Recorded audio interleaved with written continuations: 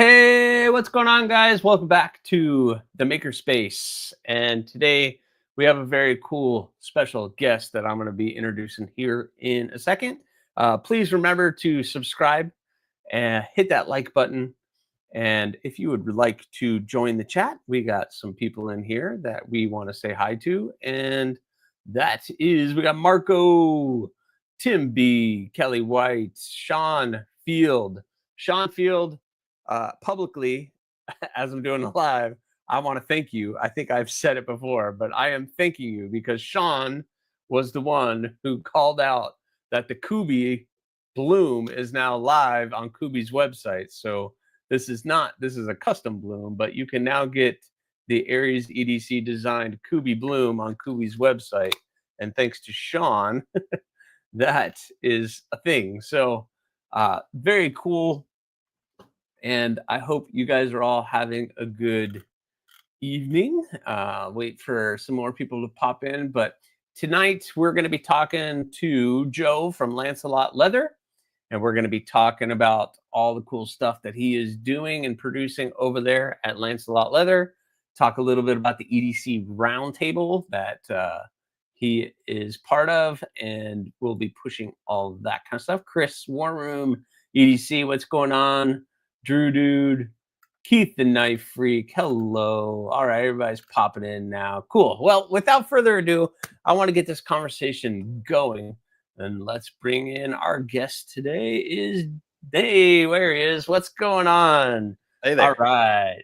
We're going to be talking all things Leatherworks and other stuff because I know you don't just do leather, correct? Or is that mostly the thing that you... Mostly the leather, yeah. The leather. So I want to learn a little bit more about that because I'm going to be showing off just behind the scenes. I was showing it off, but I want to show off my one attempt at being a leather worker, which did not go perfect. And maybe you can give me some tips and tricks on how, like, moving forward, I can get better at my leather work. And I know, like, Sure. Keith the Knife Freak is in the chat and he makes cool knives, but he's not doing sheaths. So maybe, Keith, this can inspire you to start picking up some leather work too. Or anybody making leather slips might be something somebody might be interested in doing for their slip joints or whatever. I think for me, Joe. Yeah. And this will end with this. So it's just a question I'll throw off the bat. For me, it's all about being able to create something with your hands. And at the end of the day, you have created something from nothing. And that is rewarding for me. For me, as a maker. It is, absolutely. It's absolutely rewarding. And there's no better feeling than creating something from nothing. And that's kind of what really pushes me to even talk to other makers. Even though you work with leather and I work with knives, at the end of the day, we're creating something. And then we both share that feeling of being able to create something from raw materials into a finished product of some way, shape, or form that Absolutely. people can enjoy. And that is the most rewarding thing. Donnie Bless, what's up? Robert Feely, Dr. Drew Dude. All right, so leatherworking. What on earth got you into leatherworking? I was exposed to it for quite a while through my childhood. My dad did some leather work. He did some knife sheaths, some rifle slings, things like that. And I'd always been exposed to it. And I was looking for a wallet and couldn't find one that I liked. And I tried several major brands and looked around. And finally, I decided to make my own. So the first thing you did was a wallet. Right. Recently. Okay. And that is this right here. Wow. It's got a couple of slots. I had a slot for a flashlight and a pen. Opened up. It's got a money clip on the inside. And then a card slot on the back. And that was your first one you did? That was the first one I did, yeah. And that's what started the whole thing. That's crazy. Yeah. And then, so just learning from your dad, was your dad big into making things himself? What was he was doing knife sheaths, and you said slings for rifles. Yeah, and it was more or less just things for himself and Okay. to fill the functionality need And for it. did he learn from somebody else, or he just kind of started doing it? I think he learned from a lot of books and whatnot, and I didn't really get into it a lot then until later. Okay. And now it's more a lot of trial and error learning, really. Yeah. So would you say, and so are you just kind of doing it based on the things you watched your dad do, or you talk to other leather workers and they give you tips and tricks and how to become? It's a little bit of everything. I Okay. mean, like with everybody, YouTube, there's a little bit of learning there, and it's starting with the basic idea and perfecting my own process of doing it. So walk us Because there's through that process of a wallet. So if I wanted, and I, so do you do custom work, or is it just kind of you make it, you throw it on the store on the EDC roundtable, and then it sells from there, or do you take on custom work? there's a bit of both. I do probably 40-50% is custom work, and then a lot of it is production stuff that just goes on the website. Okay, very good. So you guys, if you haven't, and you're under a rock somewhere, but you got to go to the EDC roundtable. Um, you got Joe, and you got many other makers on there. You can buy their goods and contact them for the custom work that they do. Correct. So, what's up, Mallory? What's going on? All right, so walk a wallet. What would that, if you were to get raw product and start from finish, what kind of explain the process of just building a wallet? Because for me, it's depending on pouches and pockets and everything else. Right. It all depends on the end form that's desired. And right now, I don't do a lot of wallets because there are so many people that make wallets, and there's very few original designs. And Well, so, in essence, it's copying what someone else has done. And I try to my best to steer away from that. So, the okay. only wallets I do a lot of here recently are my strap wallets. Oh wait, I want everybody to see that. And it's just a basic card slot, and it's got the strap that goes all the way around it. Okay. And you got And then room you got a for pocket in the half a middle. dozen cards in the middle. You can put cash or anything on the outside. Room for 2 or 3 cards on the outside. Nice and thin. Nice and thin, minimalist. Okay, that's awesome. I mean, right. that's a different design in itself. It is. So that's and that's cool. an original design I've done for a few years now. That's awesome. But mainly most of what I do is the knife stuff, the slips, the sheaths, things geared that direction. All right, so let's go there. What I guess the slips is probably the more universal size of a more so, yeah. Product. Right. What's the process of that? Now, are you folding it, or are you taking 2 pieces, or no, it's 2 pieces. Here is one of my short clip slips, and it's 2 pieces sewn together. Actually, 3 pieces. There's a third piece that holds the clip on. Yeah. And do you do the, I guess, I don't know the names of it. So normally you have the 2 pieces, and then there's a little thin piece of leather that goes in the middle that gets sandwiched. And I guess for a slip like that, you won't really need to do that. Correct. The thin piece is called a welt, and that is for fixed blades. And that is so the blade cannot cut the stitching. The thin piece is just to protect the stitching through the middle. Okay. And the reason I bring it up is because I'm going to show you my sheath here in a second. Check out all the great products. Keith the Knife Freak. Thank you, Keith, very much for popping that up. I was hoping somebody would. Adam says your accent is Aiden, awesome. Yeah. Tennessee.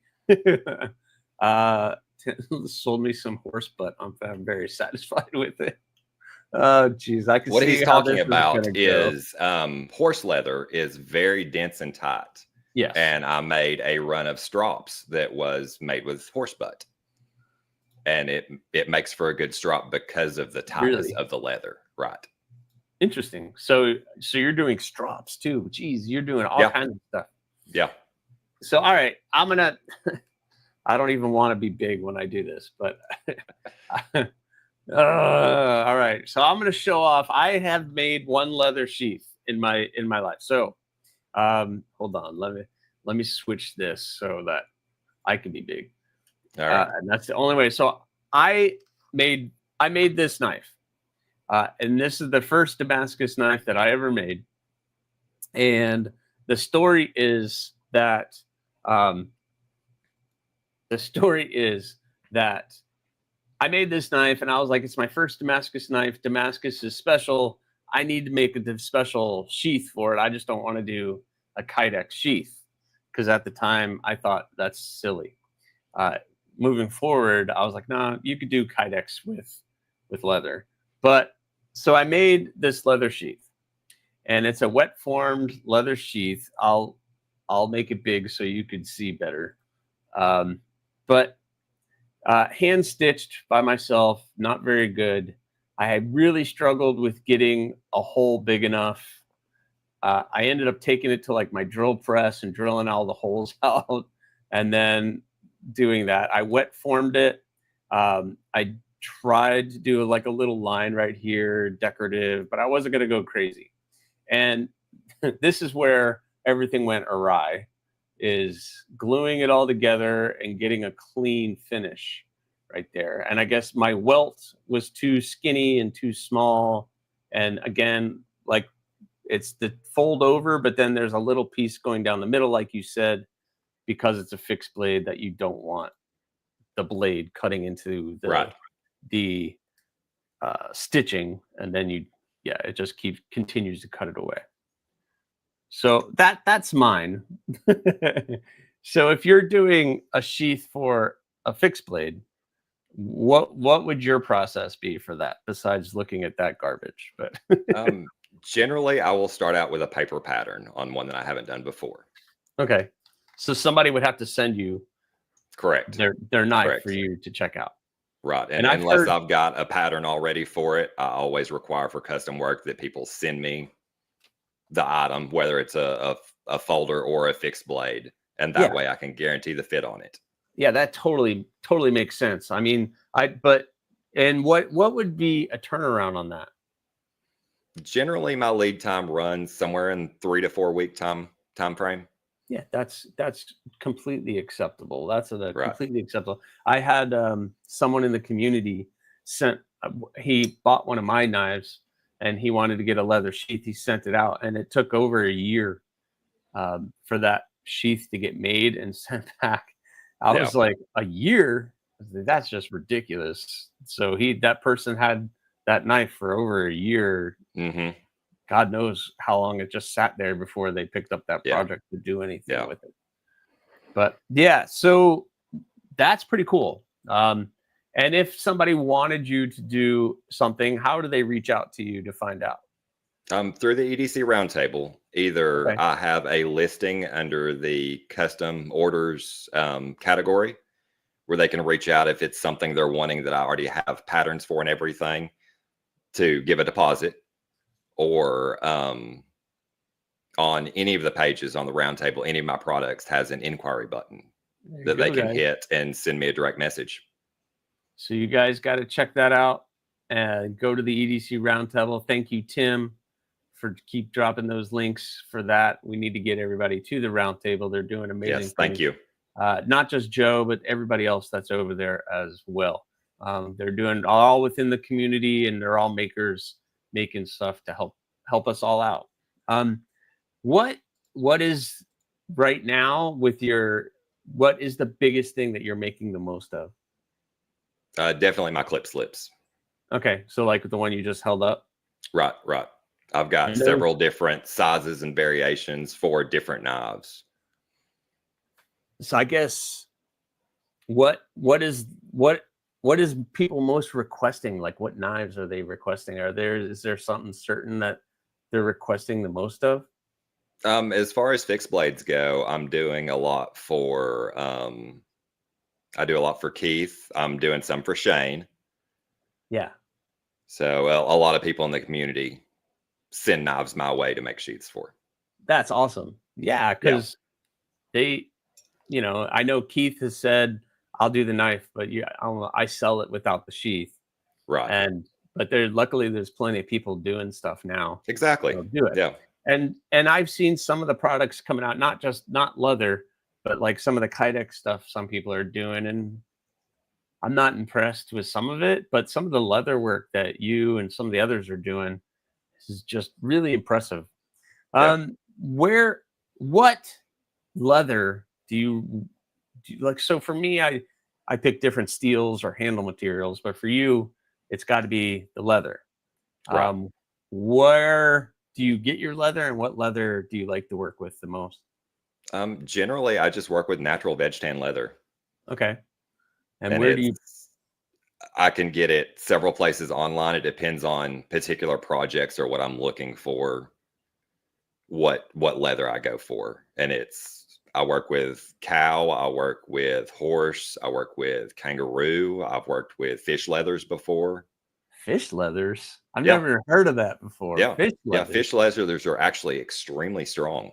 Really? What? Like what fish would have leather? All kinds of fish. Any skin can be tanned. Okay, I've just never heard of Yeah, fish leather yeah. being. I mean, a lot Well, of I people guess like use shark. And stingray or shark or yeah. Okay, that makes sense now that I'm right, thinking about right, it. It's like I've seen like shark skin boots and all that kind of stuff. right, So it's right. like And I shark's guess the thicker one, but there's several fish leathers. I mean, even like common fish like trout, the skins can be tanned. wow. Now, do Yeah, they have like a texture on them, or because I've some heard do that and some obviously don't. like ostrich has like the little Right, dots on it, right, right. but some don't. Correct. It all depends on how the skin is on the animal. That's just mind boggling. See, for you, that's like, yeah, that's of course. But for me, I'm like, yeah, I would Yeah, like a trout leather slip, please. yeah, And but I would never think about doing that. yeah. There's lots of exotics. And is there like a more obviously those have to be more expensive than Oh yeah, yeah. just your And regular depending veg on what the tan. leather is, and I mean, generally, it's the size of the animal that matters how much leather you're getting from it. Gotcha. And when you're getting your product in, or do you have to be like really choosy on where you're cutting from, etc.? Um, it depends on the project. I mean, like the knife slips is what I do most of. They're small, so they can be sized around wherever I need them to, and around the imperfections. Yeah. Sounds good. I'm just trying to catch up with the chat. Trout skin can be tan if they lay in the sun long enough. You're horrible. Horrible, Tim. Horrible. Joe, I'm going to send you some walleye skins with the next knife you can hook me up. I don't think he actually tans it himself No, there, no. Keith. You have to send it to a tanner and then he can get it from them because that's a whole nother Oh process. yeah, yeah. Maybe I'll get a maker who actually does the tanning because I've watched that episode of Dirty Jobs and that's pretty gross. Uh, so walk me. You said you have patterns. How do you get a pattern, or what do you make that pattern out of? Generally, they're hand drawn on paper. Okay, and you just Yeah. keep them in a file somewhere so that you could I always pull I out. do. A lot of my more common stuff, I will cut on a laser. Once I get the pattern worked out, that way it's repeatable every time perfectly. So you're using a laser to cut the leather? Yeah, Wow. I yeah, see. Again, I would never think of that. right. What kind And of there's so what kind of laser do I know nothing about lasers. I would love to it's get one, but just a lower end diode laser, and it does the job. really?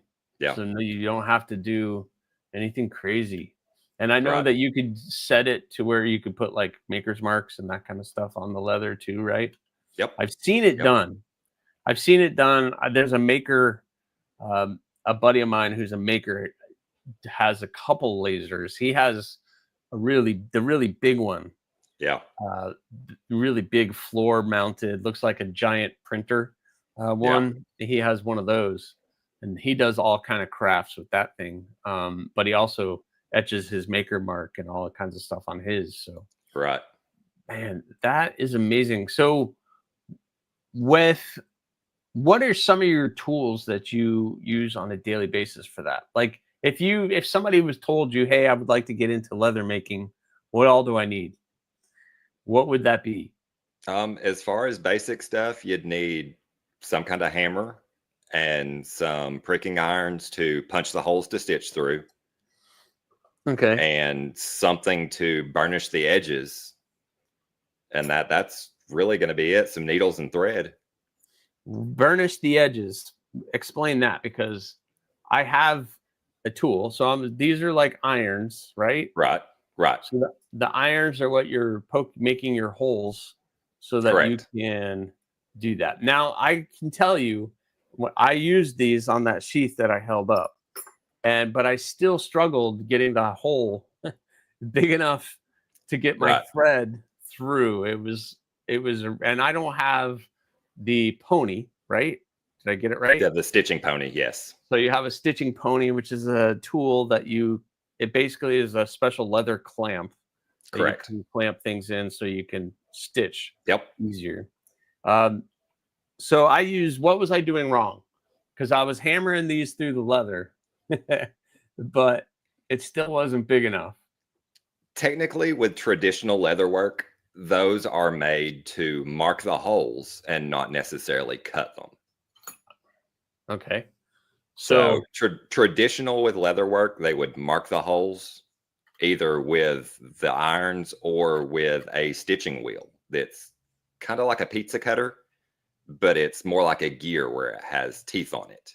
Okay. And that would space the marks evenly. And then traditionally they would punch the holes with an awl as they stitched. So one at a time, they would awl the holes through. Yep. And then that would make it big enough to do that. See, that makes sense. Traditionally, yes. Traditionally. Now everybody's going to laugh, but what would that is to burnish the edges. So you use this, right. And I'm just going to use this because it's what I have. And you're supposed to use this, and that will smooth out the edges and make them nice and shiny and smooth. Right. And you're just rubbing this on, right? Right. The first process when you get it put together would be to sand the edges completely smooth. Yeah. And then there's a tool called an edge beveler, which is okay.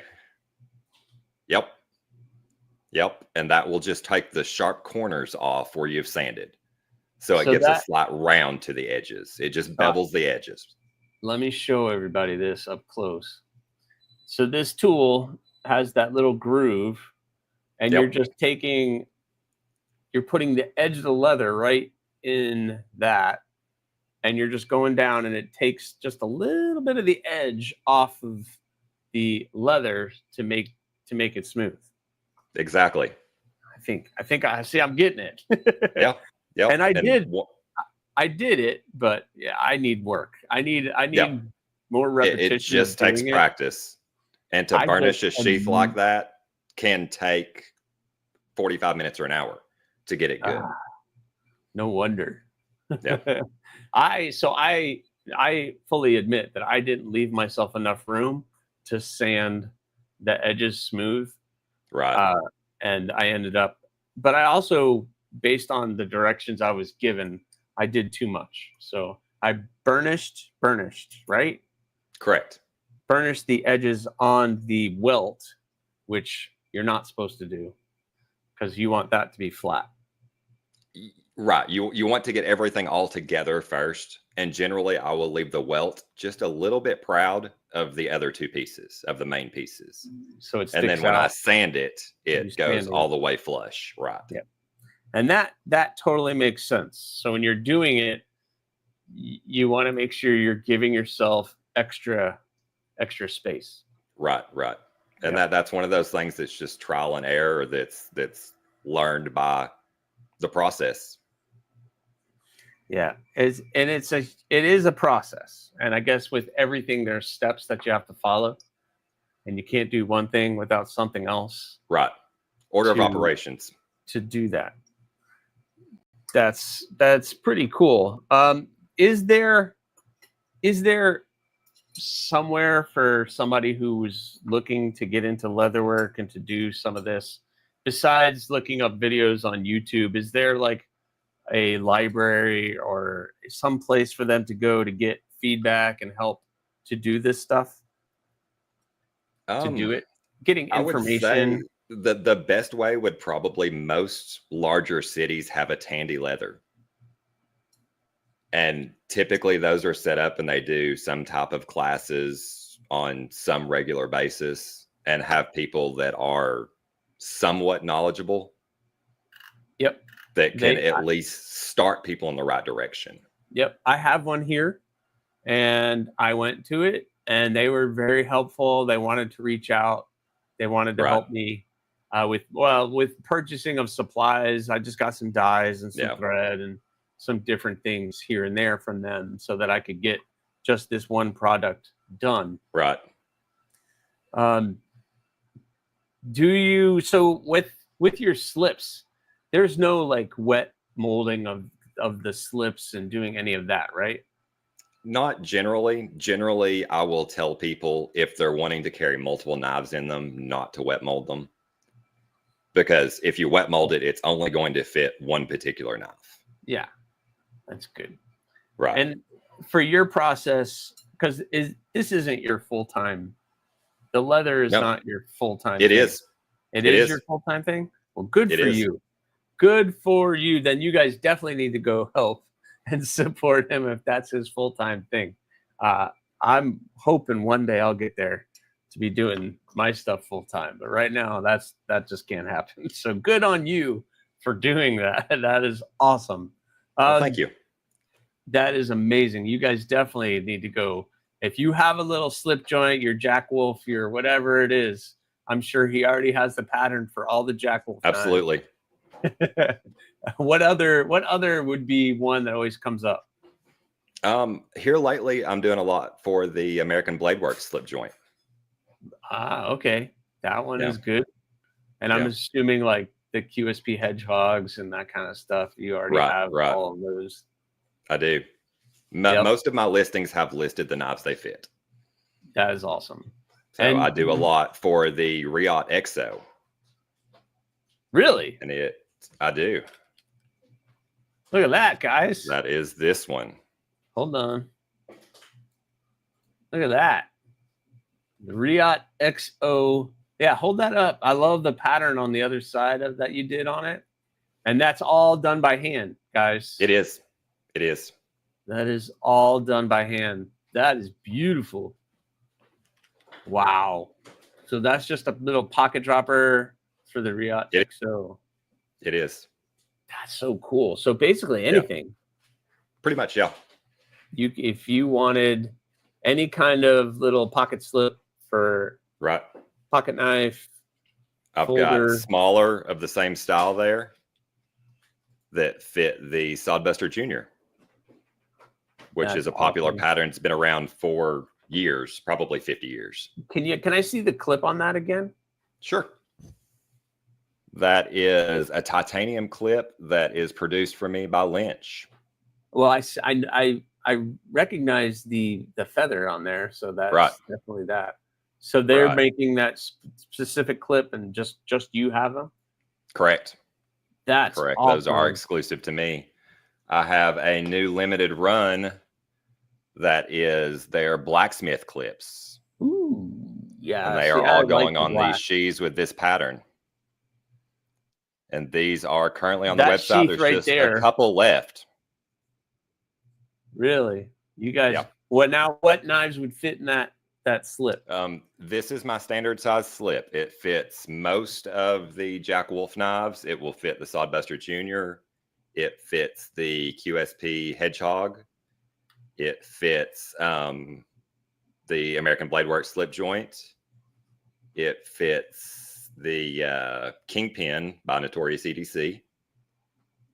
And I'm sure there are hundreds more that I don't know about that are similar size. Or something else that might fit there too.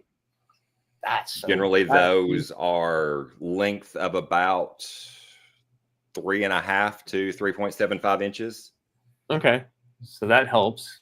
Right. And what does that run? Those for the limited edition ones, those are $100. Not bad. And that Not is bad the at all. black with the blacksmith clip and the pattern on it. And I am just about to release those both in my EXO pattern. What? Look at that, guys. Look at that pattern. And this size also fits the Buck 110 and the full-size Sodbuster pattern. That is a GEC 21. That's awesome. And then those patterns are all, now the other one that had the more intricate patterning, that's just, yep, that's a stamp. Stamped. They're all stamped on, but that, listen. This one is hand done. The dots are all stamps. So but then the lines are all done by you. They are, yes. They're all, what's it called when you do the line? It's it's really just a quilted pattern.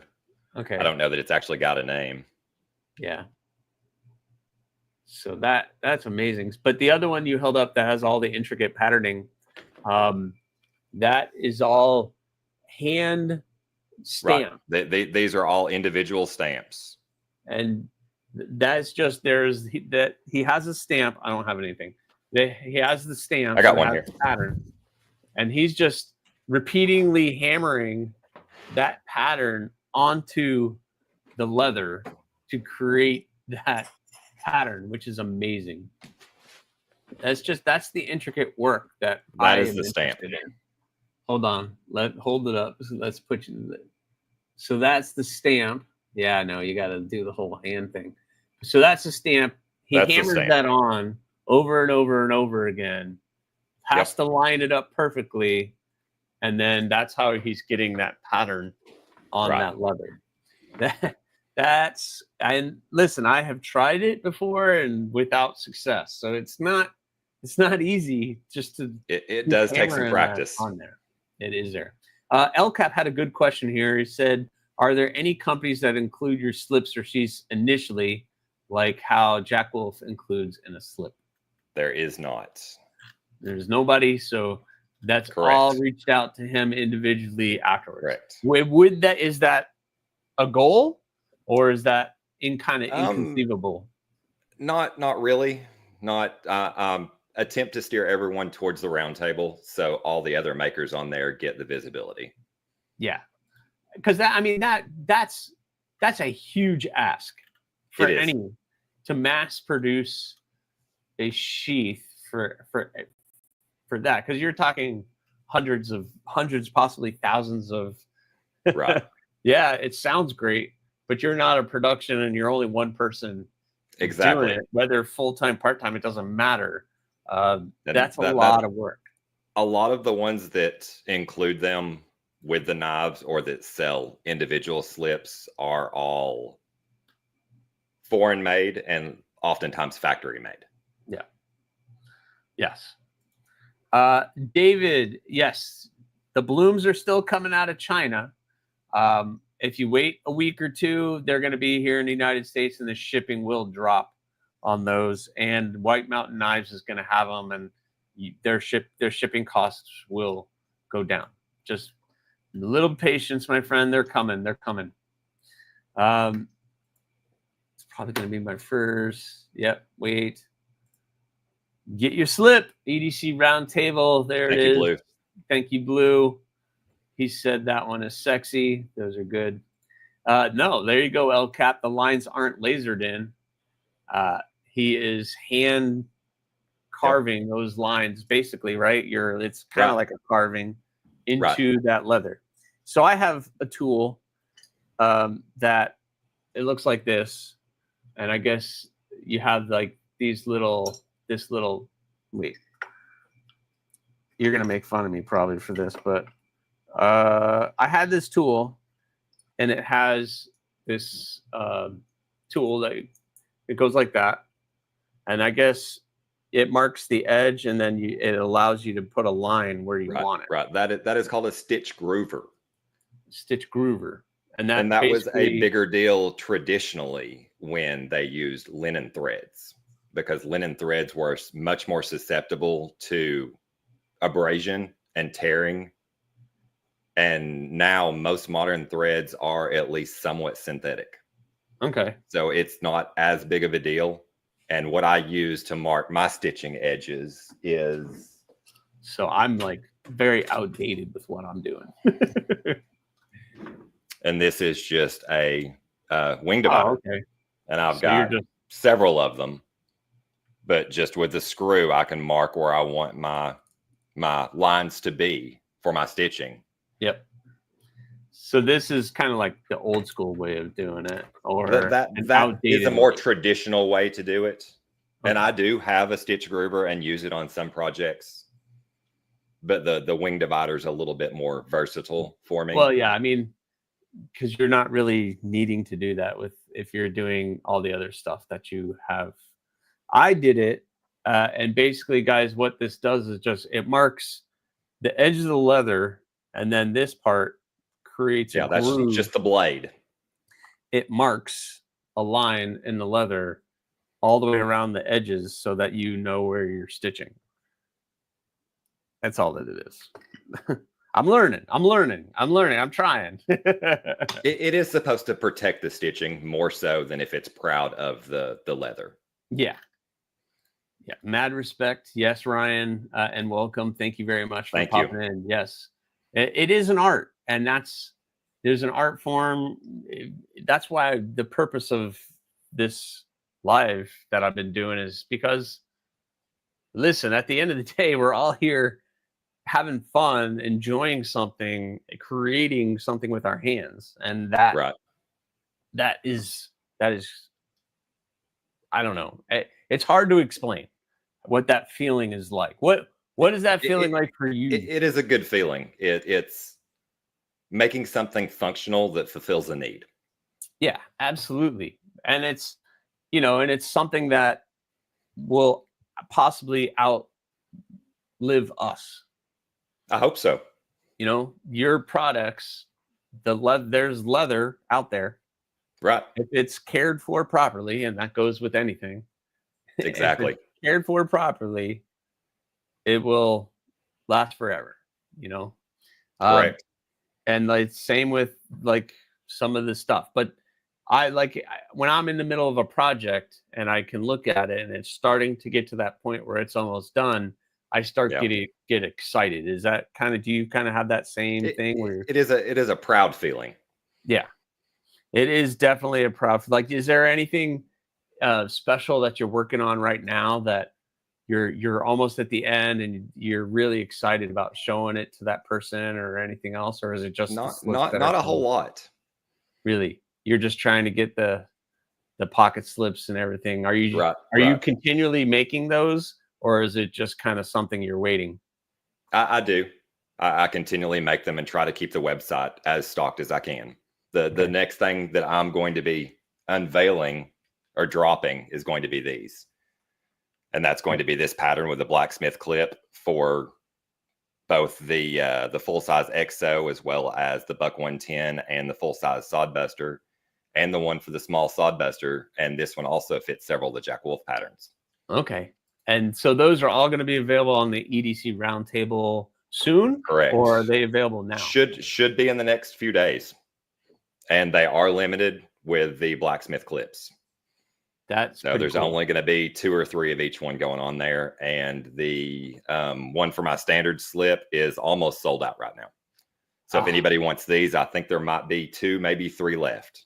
You guys got to go check out that EDC Roundtable. There's not too many things here. Sean asked, the wing divider looks like a compass. It's essentially the same thing, except it doesn't have the pencil lead on it. It's just the metal on both sides. It's just a different measuring tool. Basically the same thing, but you're not marking with it. You're just measuring with it. Well, I actually do mark the leather. It will impress into the leather, but it's actually a machinist tool. And I do use several machinist tools and carpentry tools. So on that one, you're just kind of rubbing it along the leather. Right. It's the same process as the stitch groover. Just one side it rides on the edge of the leather and the other side will mark the leather. Yep. Very cool. It's a drafting divider. There you Yep. go. Jim Miller is very familiar with all of that. Creating heirloom quality pieces that a family will treasure for generations. I think Yep. that is everything. So here's a leather worker, Yep. 1931 Leatherworks. Hey, Terry. A groover is more to keep the thread below the surface level, but modern thread is strong enough. You can't just pull it tight enough through the sand. And that's what you were saying, was Right. that now with the modern thread, you're pulling it tight enough. You don't have to worry too much Well, about it. it's less susceptible to the fraying. More so, the older leather pieces you find that are coming apart were stitched with traditional linen threads, Yeah. which did have the wear and tear of a natural material. Yeah. Because all the threads that you're probably using are the waxed covered threads. Right, right. Yeah, and It's the those are, waxed and it's it's strong stuff. nylon, I believe. Yeah. Yeah. At least partially nylon. Awing divider, basically a compass with no writing in implement. Right. Yeah, that's kind of what you said. Yeah, I Right. mean, because when you're like, I'm in the middle of finishing this project right now. So Tim B, I hope you don't mind. I'm going to show it off. And this is a new design, and I know that, like you, when you have like the new clip and you have those things, and Right. you're almost ready to release them, and you're excited, and like I just got the handle all shaped out on this and everything, so I'm excited about getting this finished, and then I could sit here and look at that and get Yeah. excited about It's what nice when that you is. see it all start to come together. And that is there's no better feeling to that, and it's hard to even put that in words, what that feeling is. Right. So it's just it's a hard feeling to explain, right? Right. What is that feeling? I know what it feels for me. What is that feeling for you? It's the same thing. It's that final steps of the process that make it come together from this is just a project to this is a finished thing. Yeah. And that finished thing, when you can have it in your hands, is like, yeah, there's that little Right. part of you that's proud to be able to say Right. yes. Now, when you finish a product, because I don't, for me, it's very hard for me to be like, yep, it's done. And then the longer it sits in front of me, the more I'm Uh-huh. like, it's not Always done. one more thing it needs. Yeah. I need, and I really don't need to, but as the maker, all you see are all the flaws and everything. Flaws. Right. I Right. quote that It's because the things we see that most people wouldn't see, but we no. know exactly where that mark is Yes. because we did it. Yes. I could point out everything on one of my knives and just be like, can I just have it Yeah. for another week, please? Yeah. But I can't. I have to let it go. That's part of having a handcrafted item. Is it's not made by a machine. It's made by human hands, and perfection is in the eye of the beholder. So, Exactly. but those little imperfections is what makes That's it what makes it perfect. special. Yeah. Yeah. That's what 100% makes it perfect. And someone early on, when I was doing the knives, they pointed that out, was that you're making something that's going to outlast you, that is going to be a family heirloom for some people. And when you start to think about that, it's kind of mind blowing. You're just kind of like, wait, I never thought, I'm just some guy having fun in my garage doing Yeah. something crazy. And you never think about that. But your logo or maker's mark is on those sheaths. 50 years down the road, somebody's Yeah. going to pass those sheaths down, and they're going to finally be like, who is this? What is this mark? What does Yeah. that mean? And who knows? Who know? I don't know what the future holds. Yeah. So it's kind of crazy. It's just crazy. Are there makers that you work with, or makers that have reached out that have been like, hey, I'd love to get you to make sheaths for the knives that I'm doing, or something like that? It does happen from time to time. Yeah. And are you open to doing that, or is it more you're just maybe one-offs, but not like large batches? More so, I do one-ofs. I have done large batches of things in the past, and it just project to project depends on what it is and if I have the time available to be able to do those things. Gotcha. I mean, time is always the essence. Jim Miller, my older cousin had a shoe repair shop and did custom leather work. I used to watch him for hours. That's Yeah. pretty cool.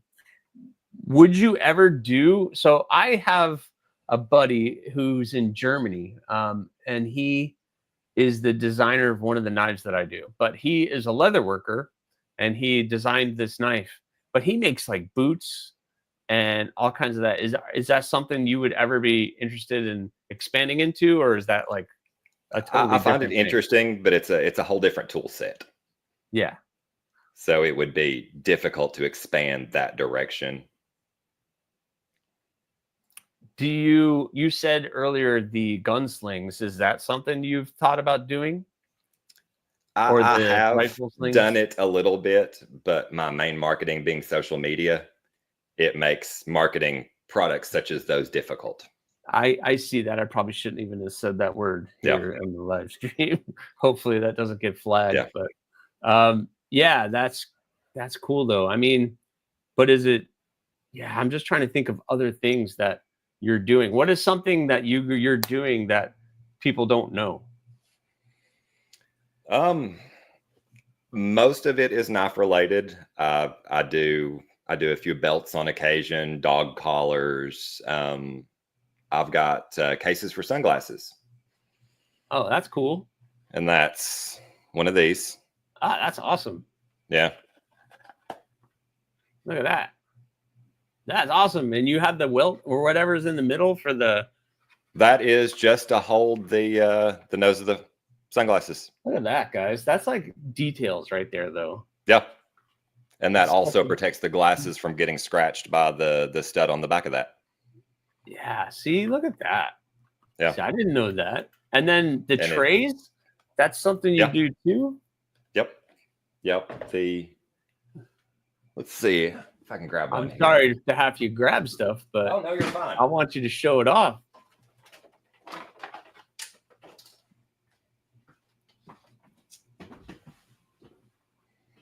That is one of my old school valet trays, and it Yeah, is a vintage cafeteria tray.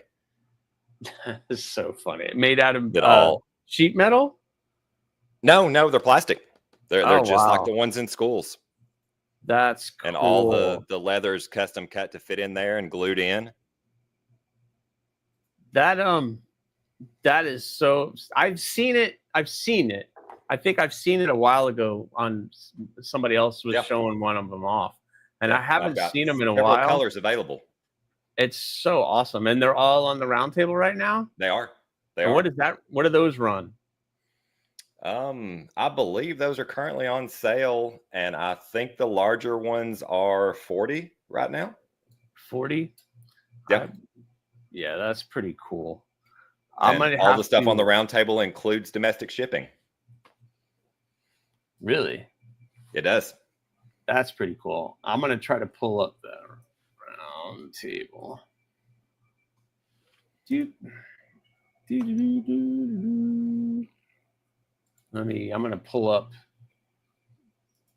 this and see what we got. I'm gonna try to do this. I am not very good at presenting this, but we're gonna see if we can do that. If you just click on the leather category, it will pull up all of my products that are under that one. That'll work too. There we go. That's what I wanted to see. All right, so we can accept all. So we got your Callan's Challenge coins and your poker chip, the tin with the leather inlay. So is that like an Altoid tin basically size? It is, yeah. That's pretty cool. We got some shirts, the belt lanyard key. Oh, I want to see, what is that? So what's that clip on there? That's pretty neat. Look at that. Yep, that is just a sling snap on the bottom there. And that is a snap. So you can pull it up and put it around your belt just to hang your keys on your belt or anything else really. That's pretty cool. What do you guys think of that? 20 bucks? That's not bad for a leather snap keychain that will last probably longer than all the other stuff that you would ever see. That's for sure. For your mini Rough Riders. Yep, the little Rough Riders that SMK SMKW came out with. Those are awesome. Come on. That is Joe. That's so stinking cool right there. Yeah. This is awesome. That's so cool. So awesome. All right. So let's see. There's the trays. Yep. I wanted to see the trays. I used it for the thumbnail on this. Oh, you got the different tray. So that's the 3-part tray. If you click on the drop down there, it will show you the different colors and options. So let's see. That's probably the avocado green one. It is. And that one is $25. It is.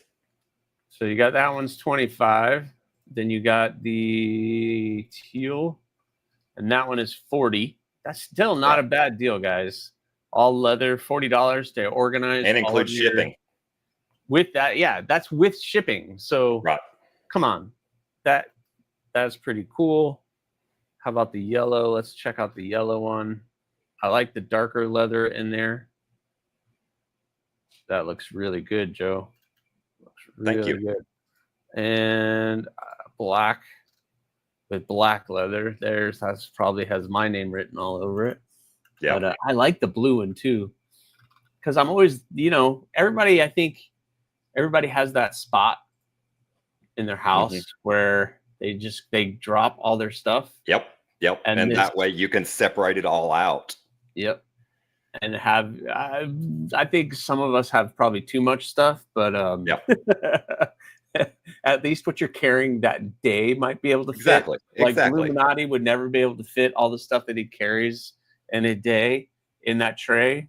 I believe Blue have a couple of those. So he would need a whole table of those to lay all of his gear out. But oh, look at that. Jim just realized he has his Lancelot shirt on. Nice, Jim. Way to represent.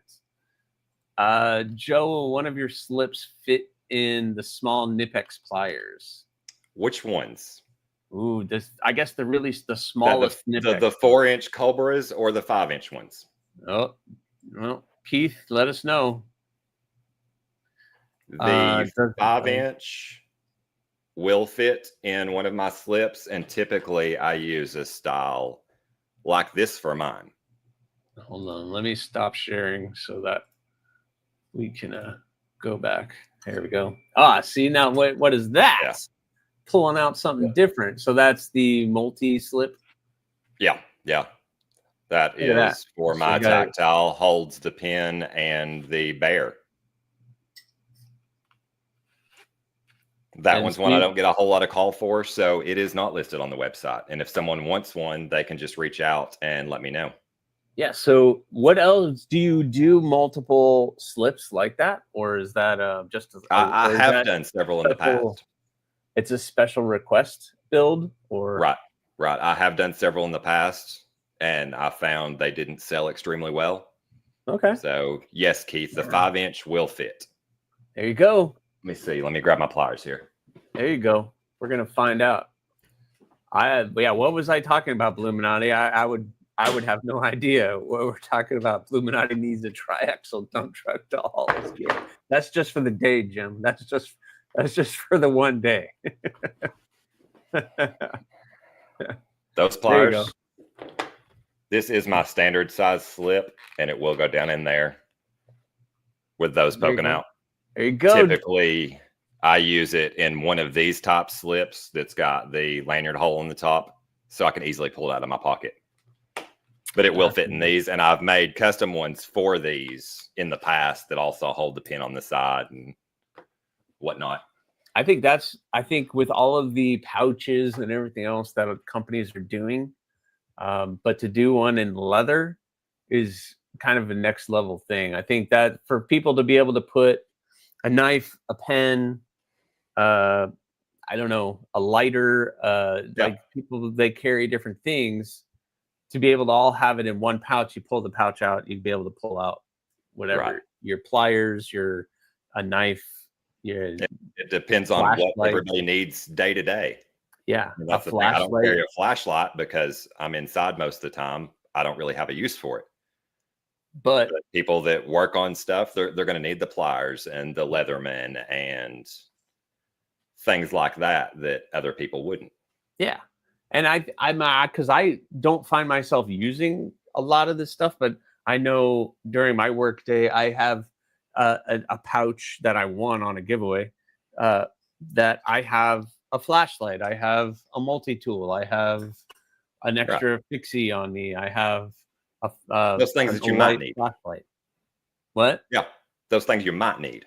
Yeah, not necessarily important enough to keep in your pocket, but if you need it, you know where the pouch is. Yeah, a little, I keep like Band-Aids and little first aid kit type stuff in there. Right. And that, I think that, but but people are doing it now, especially with like the leather, where they have a little slip that goes in their pocket. It holds everything. Right. And I think that is basically one-offs that you could do. Right. They are, because there are so many pins on the market, so many flashlights. It's very hard to make a one size fits all. Yeah. Oh yeah, absolutely. But if they would have to send you all their gear for you to do it. And again, about a month and a half, and you would be able to get that done back. Correct. Depending on the business at the time. And that's one of the things I go over when I discuss a custom order with someone is what's entailed, what the time period is, total price, deposit. But they can pick all their dye colors, because everything I do is natural, or most of what I do is the natural leather. It's all custom dyed, hand stitched. I've got probably 30 different thread colors. Wow. And on my clip slips, they are all stitched to order also. On those listings, when you order it, you pick your thread color. Those generally ship from the website within 3 to 5 days. So as soon as you get an order, you're basically grabbing that thread, stitching that one up. Yep. And then I grab the slip, I stitch the clip on, and it's the clips are always stitched on with the black piece right there on the back, and it's always stitched with black. Okay. And then they can pick their thread or their leather color. Let's see, that's the black. That's the brown. That had blue stitching on it. It did. Look at that. That's sleek. And let's see, I've got a chocolate color somewhere. Here's the chocolate color. The chocolates and the walnuts and black are all the 3 colors that I carry on the website. Typically do. With custom orders, I can do different. And those are all hand dyed. Correct. That's crazy. Because I airbrush them. I don't actually do them by hand. They're all done with an airbrush, but they are all done by me. Correct. But still, you've done it. You've done it. Yes, that's how you get that nice smooth finish, is the airbrush. Right. But that's another level of care that you're putting into your work, that you're willing to do that instead of using. I got this. I got these and the big cotton things that you use to swab the leather with the dye. When I did that, I got a bunch of them. I don't know what I'm gonna do with them now, but I might start doing more leather work. Yeah, it's just gonna be more work. And Terry said, I can having a custom order made by Lancelot Leather is a very pleasant process. So, very cool. You make a leather pouch for Zin cans? I don't, but I could. There you go, Drew. Yeah. There it is. Can you make one for knife, pen, then a loop you can slide one of the handles of the pliers into? Yeah. I'm sure he could. That's pretty much what I tell people, is if they can imagine it and convey that mental picture to me, I can do it as long as I have something to pattern from. That's awesome. So if you wanted something like that, it was just you got to hit him up, reach out to him on EDC Roundtable, and he can probably do that. Or on Instagram. Yep. Or Instagram, Lancelot Leather on Instagram. You just shoot him a little message, let him know you saw him here and you're interested. Does Joe do any notebook covers, like for log and jotters and stuff? Uh-oh. We lost you. We lost camera. Lost Can camera. you still hear me? I can hear you. I just can't see you. Nope, there we go. There you go, Jim. How about that? Again, he did the nice pattern on there. Pin comes out the side. The pin locks it closed. So it goes through the loops on either side. That fits a 3.5 by 5.5 inch. I think that's an off brand, but it fits. I think the log and jotter and the field notes are both that size. You got card slots on either side and a pocket behind the card slots. That is amazing. I've got one of those on the website currently, and it is a black one. It is a black one. Here, let me see. Let's go. Let me see. I didn't even get down that far. Here, let's go back to what you got. Let's go back there. All right. So we were looking at the valet trays. You got the cast iron skillet handle covers. So that's kind of cool. This is the little ones for the Swiss Army knife. Yep. The Swiss Army knives. Look at that, I believe that size will also hold the new Lander 6 from NAFS. What? I believe so. They just came out the other day. I've got one ordered to see if they fit. Gotcha. But that's one thing that little classic Swiss Army knife is one of those things I carry most of the time. Yep, and a lot of people do. Yeah, I think a lot of people are doing it. So you have the two different colors, right? And that leather is shell cordovan, which is not actually a leather. It is a membrane underneath the skin on the rear of a horse. Okay. And there's about 3 to 4 square feet on each animal, and it can be horse, donkey, zebra. It is equine leather, but it is not actually leather. Everyone calls it leather, but it is some of the finest in the world. But it's probably nice and smooth and soft. It is extremely so. So, and then this is what he was talking about, guys. Look at all the different colors you can choose from for leather, thread. So he's got you covered on everything basically that you would ever want. That is so cool. I'm trying to, so here's the strap wallets that you showed off. So those are the strap wallets, very nice colors and styles. You got all the different colors that you would do. That is nice. I'm trying to, let's see, we got the sunglasses. Here's your Buck 110 and the Riot XO, the clip slips. So these are the ones that will hold all the different sizes. Right. That is the standard size. The ones that I was showing that's with the black clip is listed as Eclipse series. And those you will see probably farther down there. Yeah, that's kind of cool. Is that pattern on just that one? That is laser engraved. That is a topo pattern. That's pretty cool. And then again, all the different thread colors. Right. Very nice. Very nice. Let's see. Getting down, we got some more slip joints, and so this is really cool. You guys can see that patterning a little bit more. So that's that stamp that he was showing. That is just the detail on that is really nice. Thank you. Really well done. Really well done. And then belt sheath for large multi-tool or large folder. There you go. Right. So those pliers will fit in that. Your multi-tool, your probably pliers will fit in that big time. Probably they will fit in it. That'll hold a Leatherman also. There you go. We got you covered on all fronts. Oh, there it is. Look at that. And I believe if you click on the options, the black one, I believe, is the only one listed or left there.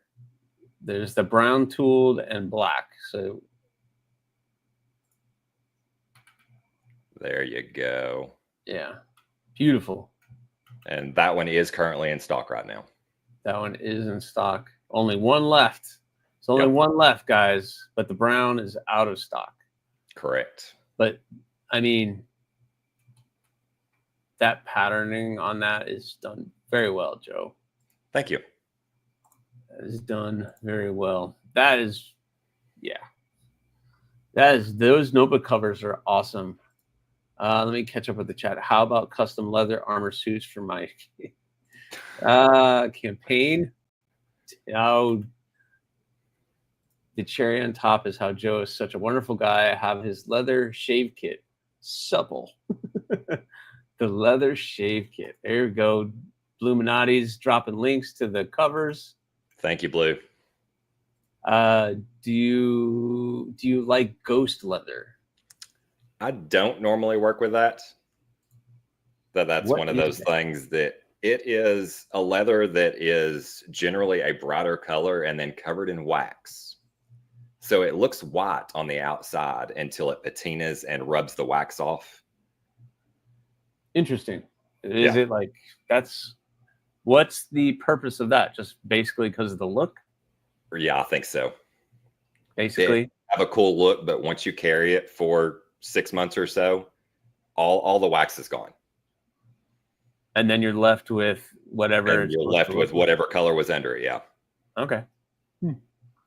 I'm actually starting to prefer oil staining my Vegetan pieces instead of dyeing it. Oil staining. So what's the difference between oil staining and dyeing? Every different oil, depending on what it is, will give a bit of a different color to different vegetable tan leathers, but it also depends on the tanning process of the leather, how things will turn out. Okay. Yeah. This is all new to me. Thank you, Bluminati, for dropping that on Instagram. Check him out. He shares his stuff on Instagram. Thank you. He's very impressed with your product. Thank you, Ron. Yeah, I am totally. That book cover for a show would be sick. Yes. Imagine showing up at your office in a meeting and you pull that. Hold on, let me take notes. And you pull that thing out. Right. And I can do different sizes of these for different size notebooks and journals. And that's one of those things that'll just be a custom thing for. Yep. You would very much impress people instead of pulling out one of these to take notes in. Right. I do occasionally do bags and larger products also. There you go. Shell Cordova is the most precious material made. Well, yeah. I don't know if it's made really, but it is tanned. But generally, I mean, vegetable tan leather, you're looking at somewhere in the neighborhood of maybe $8 to $15 a square foot for the natural. For shell cordovan, you're looking at between probably 80 to 120 a square foot. Wow, so it is quite high. Yeah, and the products are going to be expensive because of that, but it is a quality product that is going to outlast things. Yeah, I mean that's the thing. Hey, Kevin Smith and Knives, what's going on? Absolutely, that's the thing. It's like we were talking about. Yes, the sticker shock might get you, but it'll last you a lifetime instead of having to continually buy over and over and over again. Exactly. That if you've got that slip joint that you want to protect in your pocket, I mean that's the way to do it. Yeah, you get a quality product. Yeah, I mean, any quality product is going to last you a long time. Exactly. You can go buy a cheaper version, but then you're going to buy 4 of them. Right. And it's not necessarily the product itself, the materials it's made out of you're paying for. It's the time to make it and the amount of time that it's taken to learn the skill to make it properly. Right. Yeah. The diamond pattern is like Louis Vuitton of Lancelot Leather. I haven't seen a slip yet that I like better than mine. Joe killed it. All right. So Kevin Smith has one of yours. Kevin got one, I believe, for one of the nip slips with the glow carbon, and his slip both had glow paint and glow stitching on it. Oh, glow paint. And so now there's glow paint. So they're putting the glow in the paint. Oh, yeah. Yeah. You know how I like some cool glow. I seem to keep getting sucked into doing more glow stuff. But yeah. Everybody likes it, and it does have its fun. practical purposes. You drop it, you can find it a little bit easier. Yeah, and it's just fun. It's just, come on, let's be honest. It's just fun. Yeah, yeah. Jim Miller said oil stained leather is good for outdoor use. My old HP calculator case was made of that. Still good after 40 years. Very good. Good. And it probably, and that calculator probably still works too, right, Jim? Nobody else knows how to use it but you, but that's all right. We can let it go. And I want to talk about the quality, because people don't understand when they see a price tag on something that is custom made, and they get a little sticker shock. But Right. you have to understand that this isn't just something that is mass produced. This took time to make, like the leather itself, the Cordova, to get it in and tan it and all the processes. I don't know anything much about doing that, but to get to the point where you can actually have a product to sell is Right. a huge deal. And those people that do that are, that's their product. And then Right. you as a consumer take that product and turn it into all the great things that you're doing. Right. So it gets passed down, and people don't really take into that, Right. all of those things into consideration. Brian F., hello, my friend. Hey, Brian. Fellow EDC Roundtable member, Brian F. That's making right. killer ferro rods. And I think Brian is going to be a guest on here at some point in time. We're going to have to get you on there, Brian. Maybe when he gets his knife back. I don't know when that's going to happen, but it's doing the pass around right now. But even if it didn't have the glow, I love the pattern and how perfect it fits the knife and clip. Thank you, Kevin. Yep. I mean, that's my thing too with the glow. It's cool, but what does it look like when it's not glowing? Is it is it nice and clean when it's not glowing, or is it not? Because like for me, I've done a bunch of knives with glow scales, but I wanted to pick the color that it was more important for me for it to look good during the day, right, than it was for it to glow. Yeah, the glow is cool, but there's a lot of the glow in the dark materials that when it's not glowing, it's just kind of weird color. It's kind of weirdish green, dark, not a very attractive color. I don't know if the dye and all that is like that, or is it just come clear? As best I recall with Kevin's, his slip, it's on Instagram if you want to pull that up. His slip was a process of about 6 or 8 different dyes and paints. Is it Kevin Smith and Knives on Instagram? I believe so. It's also on mine. Is it on yours? Okay. No, I'll have to go looking for that one. Sorry. No, that's okay. But it was, I always start out with a base color dye under my paint, and it was the black dye, and then black paint on top of it. There is a stamped pattern in it, and it's got layers of a metallic green paint and the glow paint, and then a seal coat over all of it.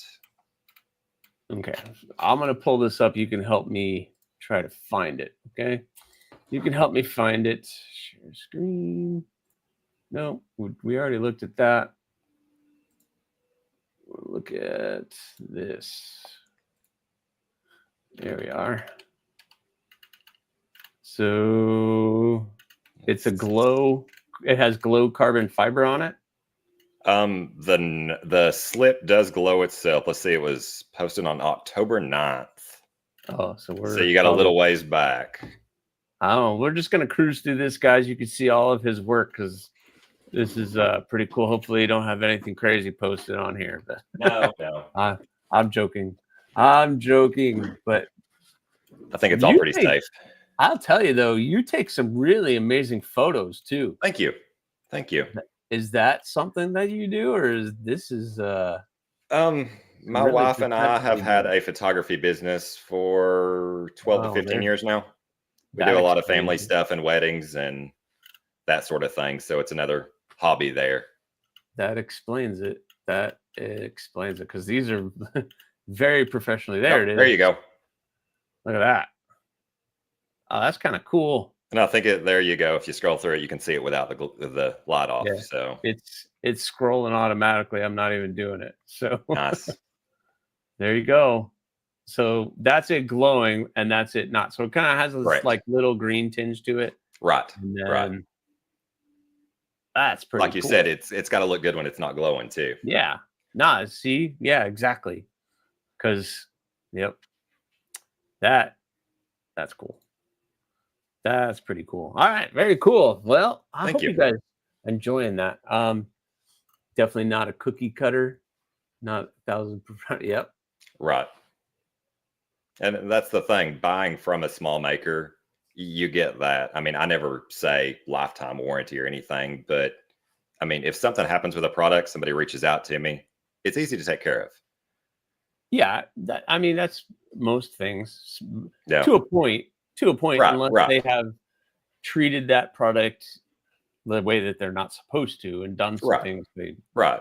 didn't want to. Oh, I went into the beach. Things within reason should be fine. Yeah, like if you're going to the ocean with your slip, don't expect Joe to fix whatever happened with the salt water and everything else. That is probably not going to end well with that. I mean, that shouldn't actually hurt it. A good rinse down and get all the salt off, and it should be fine. I'm thinking more of the knife thing. Yeah, yeah. For me, I'm like carbon Yeah. steel and So that's for me. So I'm gonna jump down. Yep, Brian F. Thanks, Blue, for dropping that. Thanks for supporting everybody. Still have some of their basket weave. I wish that I had bought a Lawrence Gunslinger. I didn't have 150 at a 0. That's cool. Lancelot Leather sure is better than cardboard. You could say that. You could say that. That was a bit of a joke with that I made a custom sheath for a YouTube reviewer, and it was a custom fixed blade that he never had a sheath made for, and had it stored sitting wrapped in cardboard with painter's tape. And when he got my product back and went to do the review, that was his initial comment was, well, this is better than cardboard. Gotcha. And it kind of bothered me a little bit, but I decided you can make lemonade with that. So I've got stickers of it now. There you go. Yeah. I didn't know. That's funny. Yeah. That's my stickers that go out, and it's just got my logo and says better than cardboard. That was his reaction. Yeah. And he ended up coming back and saying he liked it, but still, yeah, that was his initial reaction. So it's better than cardboard. Yeah. Jeez, yeah. Thanks for your enthusiasm. So I made a logo. I need to get a slip for a ABW slip joint and a pry bar. Yeah. I think if you reach out to Lancelot Leather on Instagram, or check him out, EDC Roundtable, I am sure that he could hook you up. Yeah, I'm sure once it's broken in, it's probably much better, Kevin. Oh yeah, it's awesome. And somebody asked, I wonder or Scott N may have asked what the lifespan do you think of the glow material is?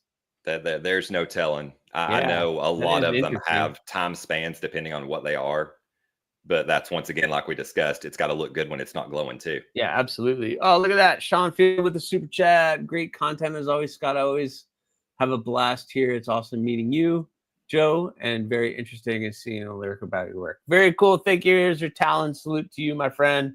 Thank you very much for that super chat. It's great having you here for 7 months. I can't believe I've been able to have members that have been 7 months. It's kind of crazy to me. Speaking of Dirk, he posted that he is in the hospital. It was Dirk who said that? It was. Okay. I'm going to leave it there. We're going to leave that there. The 15C was engaging unit. 16C is business fund. Oh, you guys are talking calculators. What's up, Byron? How are you? I missed you. I made a custom cardboard slip for my GEC. Not as good as the leather slip Joe made. Thanks, Keith. Gee, Keith raises that bar high. You got to be careful with it. Yeah. That, some people don't think of the things that they say can be hurtful on that kind of thing. So, guys, I want to know if you guys have any questions for Joe. I don't want this to run too long. We've been going now for almost an hour and 20 minutes, and I haven't even drank anything, so I need to get a drink. But do you guys have any questions for Joe? Anything that you need to know or would like to know with maybe his processes, how to get one? Can he do this or that? I think he can pretty much do anything, it sounds like. You guys just got to give him the idea. Yeah, pretty much within reason. That's a good one, Tim. What's the craziest leatherwork that Joe has ever done? I don't know. There's been a lot of odd requests. I've made sheaths for can openers. Can openers? I mean, yeah. That's a new one. Yeah, that's a very special can opener, I guess. Yeah, but there's been several odd requests, but pretty much if it can be done, I can do it if I can have something to pattern from. Yeah, if you can get the pattern, then you can do it. That's cool. Yeah. Let's see. Keith is the only maker of the Dolica, so he has to know what sheaths and slips are capable of staring the beast. Can you make a slip for this? Can you do it? I believe I could. I don't know. It might be tough. It might be tough, Scott. That might be a tough question to ask, That might be tough. So I have a question because this came up. I have a Damascus knife and it came with a leather sheath. And so it's a high carbon steel blade. And the guys who sold it to me were like, if you're going to store this knife in the sheath, you have to make sure you keep that knife oiled. Was that good advice? It was, yes. I always tell everybody, store your knives outside of the leather. Since leather is a natural product, it will absorb moisture out of the air from the humidity. So you don't want to store anything in it. If you're going to store knives in it, if there's no other option, make sure they're oiled well and checked regularly or wrapped in plastic wrap. The knife in plastic wrap. Correct.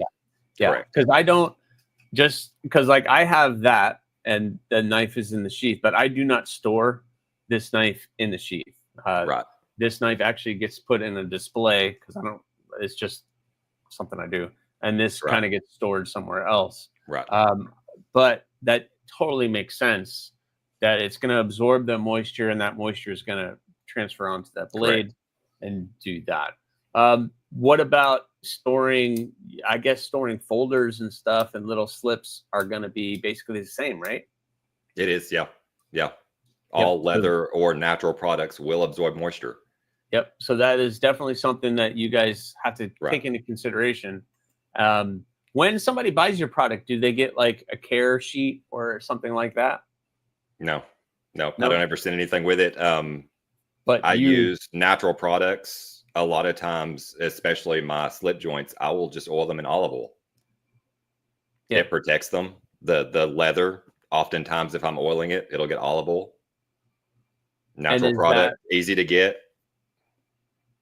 Is that did we touch on custom clips Joe has made for his clips? Yep, he showed off the custom clips, the Lynch Northwest clips that he's getting specially made for himself. That is awesome. What products would you, besides olive oil, you kind of just said it, recommend for keeping the leather supple and soft and keeping it oiled? I use saddle soap, which can both clean and moisturize it. Any shoe store should carry it. Yeah. And mink oil. Mink oil? Yep. See, mink oil, that was something that I got introduced to at a young age because my dad had these leather shoes and he had the polishing thing and everything else. And he was like, mink oil. And so whenever I had leather or anything, I would always try to keep mink oil on it. And that seems to do a really good job of doing that. For the most part, it doesn't really matter. Some oils will go rancid after a time. so you want to steer away from that. But for the most part, if it's made for leather, made for shoes, it'll pretty much be fine. I'll read the back. Right. I read the back, and if it says it's poisonous and don't use it, then I steer away from it. I try to do all natural stuff. That's good. I just turned this off. I think I had some mink oil here, but I turned my light off, and I'm not gonna be able to turn it back on. What happened? Oh no, my light. Oh my goodness. Did it just come out? What happened? Anyway, I guess I don't have a light now. What other questions do we have? Matisfaction's request. Maddie has a request. What is Maddie's? I don't see Maddie. What's Maddie's request? Do you know what that means? I've got a whole list for Maddie's request, and that's a completely separate list. I can only imagine what that list is. He's asking you to do too much, I am sure. He's definitely got some interesting requests. Does he? He does. I can only imagine what he's doing. I'm trying to fix my light. Sorry, Joe. Oh, you're good. I don't know why it just turned off. Now it's not coming on at all. That's fantastic. Just lost my light. Oh well. Oh well. Here, let me try sticking it in here.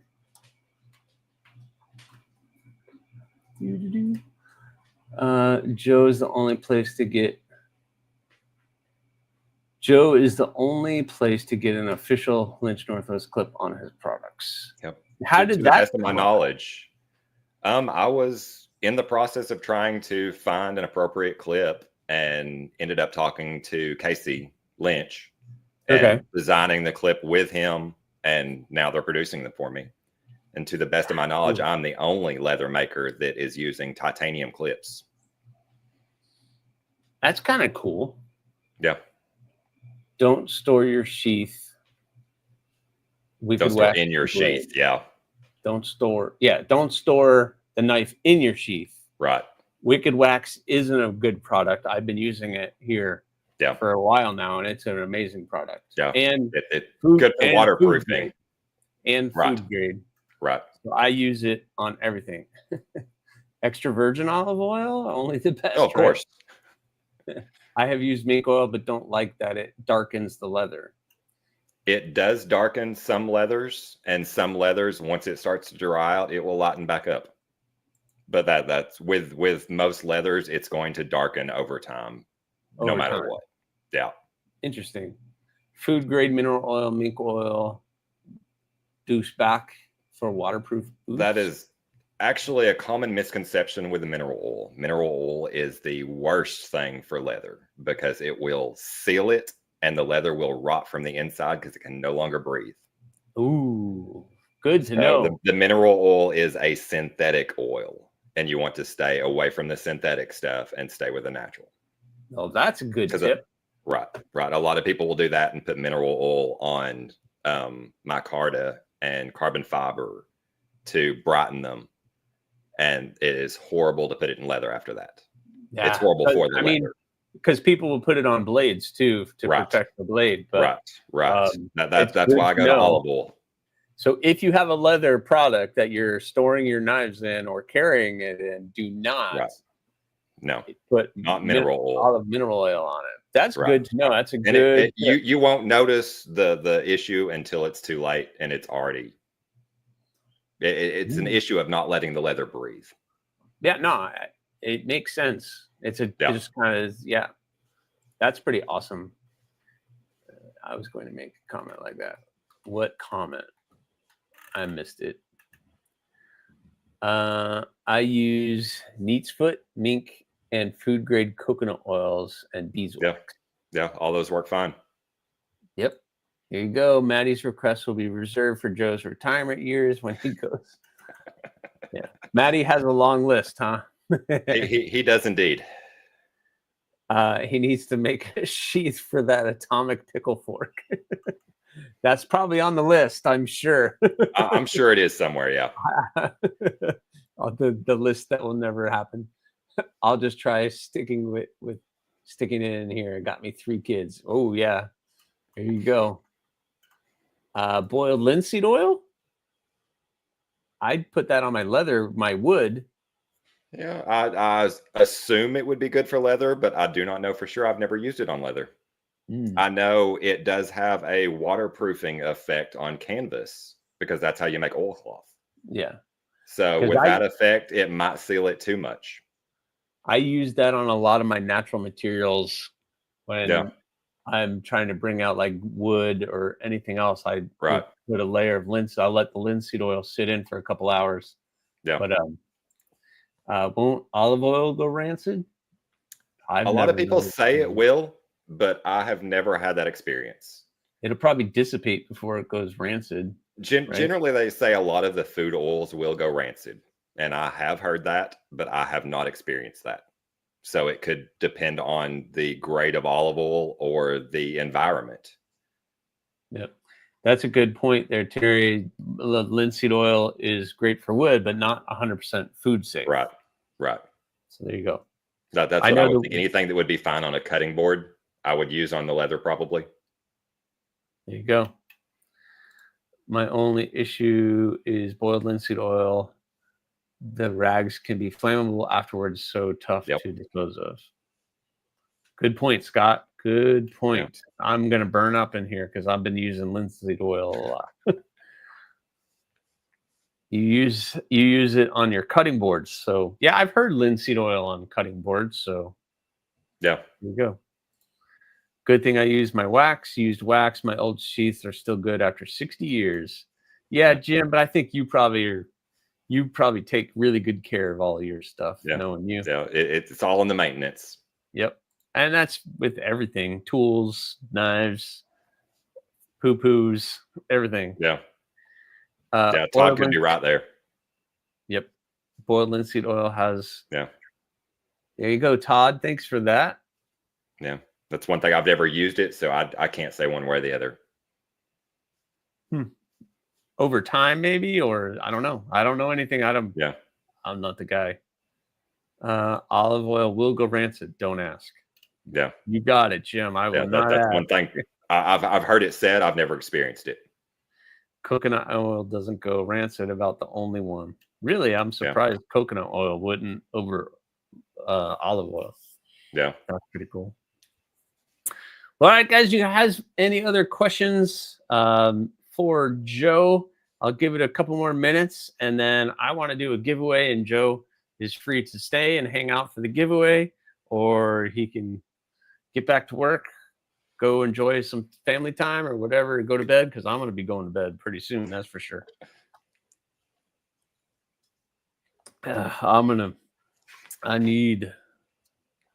You're all too young. Oh, Jim. No other questions? All right, so I do want to do a giveaway. We got some cool stuff to give away on this one. I have a nice pack of stickers and things for you guys. I have some nice paracord goods from Miss Kelly White. We have a zipper pull. I have a monkey fist, which is fun, all made by Kelly White herself, and a nice lanyard that you can put on your bloom when you buy your bloom. Selfish plug, but why not, right? I have stickers. We'll throw AriesEDC stickers in here. We got Tim B sticker. We got BEDC. We got splitting slices. We got knifemakers.com, the Knife Maker Mafia. Got Microtech. Got Zach. We got all kinds of cool stickers here for you guys. I don't know who that is. ODC for EDC. So we got a really cool sticker pack for you guys here. And the monkey fist, and I'm going to throw in this. I'm going to throw in this really cool pickled steel for you guys. What pickled steel is it? This is a cool Freja. This is the nice Freja SWD edition Freja for you guys. One of you guys can win this knife. Really cool knife from Pickled Steel. Budget. Joe, have you been keeping up with all the Pickled Steel stuff that's been going on? I haven't had a chance to handle one yet. I've been hearing about them. Yeah, they are just really good for a $20-something knife. D2 steel. They got the nice FRN, really grippy handle, and just I don't know. The knife is just good. I mean, for the money, the knife is good. Good. Please put your AriesEDC sticker right side up. Yeah, Joe, this way, right? This way. It stays that way. That's the logo, and we're going to do that. Now, I know everybody hoes and hums every time I do this, but I'm going to put all this in a pack. We're going to do the numbers game. I know not everybody likes the numbers game, but I don't have all the fancy ways of doing all the pickers and everything else. I can't do that with my StreamYard the way that I do it. So everybody else has a different means to do it. I do not. So here are the rules for the giveaway, you guys. And Joe, it looks like we're done. If you want to hang, are you going to hang out for the giveaway and afterwards? I'll hang out with you. All right. And for the giveaway, if I'd like to throw in a $25 gift certificate to my store on the Roundtable. There you go, guys. How about that? $25 gift certificate. That buys you basically a product that he was sharing on there. Absolutely. That keychain. You can buy the keychain and some. It can be something for free or $25 off anything else. Awesome. So you guys heard that. So if you are a winner of that, you're going to have to message. You can email me. How do they want to get in touch with you? You can either send me a message through the Roundtable. There's an inquiry button on there on my store. It's a blue button to be on all my products. Or you can send me a message on Instagram, and I will send you a code to use for checkout tomorrow. There you go, guys. There you go. All right. So here we go. The rules. We're going to do the numbers game, and it's just the closest to the number wins. So it's not Price is Right rules. It's none of that. I am shipping a knife, so you need to be in the continental United States. You need to be over 18 years of age and understand all of those things. I cannot ship this internationally with the knife, or I'm not going to. So it is the closest to the number. And I'm going to wait for everybody to get settled in. I won on Satisfaction. That's how I got my shirt. There you go, Jim. Very cool. That's how he got his Lancelot Leather shirt. Nice. So when I see, there you go. Thank you, Bluminati, for posting the rules, the numbers game rules. One guess account only. Yes, please do not use duplicate accounts. If we feel like you are using a duplicate account, I will forget the giveaway. So please only use one account, 18 years or older, U.S. address, closest over or under wins. So I'm going to get the start sign, and then I will give you the range and the number. Let me make sure I've made this very clear. And I'm going to take this piece of paper with the number on it, and I'm going to put it right there so everybody knows. So one of my mods, if you could just put a start sign on, and I will tell you what the range is. Very pleased and thank you for you guys that are awesome. I think Blue or Tim B, I think I saw you in the chat still. My chat is not moving, so I can't see anything. There it is. All right, so the range is from 200 to 400. So 200 to 400. So good luck to everybody. So we'll just wait a couple minutes, 2 minutes or so, get everybody's vote in, and we'll go from there. My phone is blowing up. Why is my phone blowing up? My goodness. So what does the future hold for you? Are you just going to continue to do that and continue to go? Yep, just taking Try as to it make comes. as much stuff as possible. Try to get some custom stuff. Yeah, absolutely. I have played with trying to do a slip for some of my stuff because I do, my typical knives are pretty small. Right. And to just create a nice pocket drop slip for something like this would be, I would think, fairly easy. And so my two main ones is like the rock hopper and the bloom. Right. And for me, looking at these two knives, I feel like they could fit in almost the same slip. They should be able to, yeah. So like I had drawn out a pattern and I could fit them in comfortably, but it was like, I don't know if I should continue to do that or what. But if it's for a fixed blade, you have to have the wilt. Right. And it's one of those things, I could make them for you. Yeah. And I think there's some other people that have reached out that have asked if they could do that. And I'm always like, if somebody wants to do it, I'm not gonna. Right. If somebody reaches out to you and says, I have an Aries bloom, could you do a sheath for it? Once you do one, then you could do for everybody. Because right now the Kubi has my bloom just got released on Kubi, which is really stinking cool. And it comes with a Kydex sheath, but if they wanted to have a leather pocket dropper, that could be something that you could do fairly easy. Right. And another thing, I also make scout carry straps that work for Kydex, because well-made Kydex isn't a bad thing. No. On several knives. Yeah. And this way I make these so they've got 3 different holes of adjustment in them. So you can use them on different knives and different widths of belt. And on that, the leather loops, how much do those run to get the leather loop? I think they're right at $20 to $25 for the pair. Okay, that's for and two. And that comes with solid hardware. Yeah, solid brass hardware. Two. That comes with all the hardware and everything. Yeah, because I mean, I know that they're on the market. You can get one. Yeah.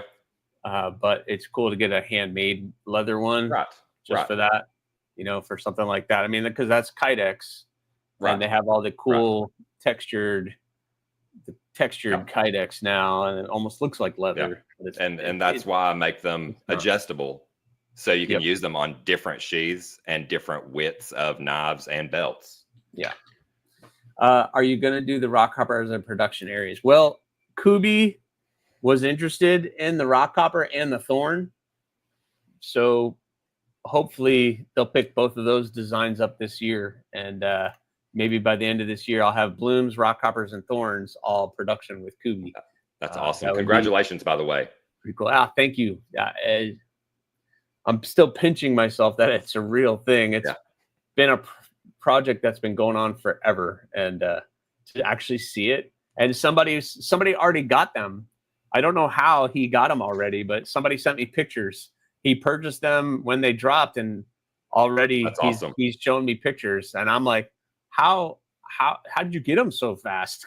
Coming from China, because right now they're coming from China. They haven't made it into the US yet, and that'll help with shipping. Well, all right, guys, let's do stop sign. I think we've gone long enough on that. So as soon as everybody get your votes in, remember, let me look and see here what that is. I didn't even look at the numbers because we were chatting. So again, 200 to 400. You got about 5 seconds. 4, 3, 2, 1. All right. The winning number is 385. So 385 was the winning number.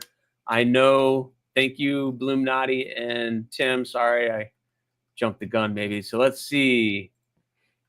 385. I know Jim Miller was pretty close. $389 for Jim Miller.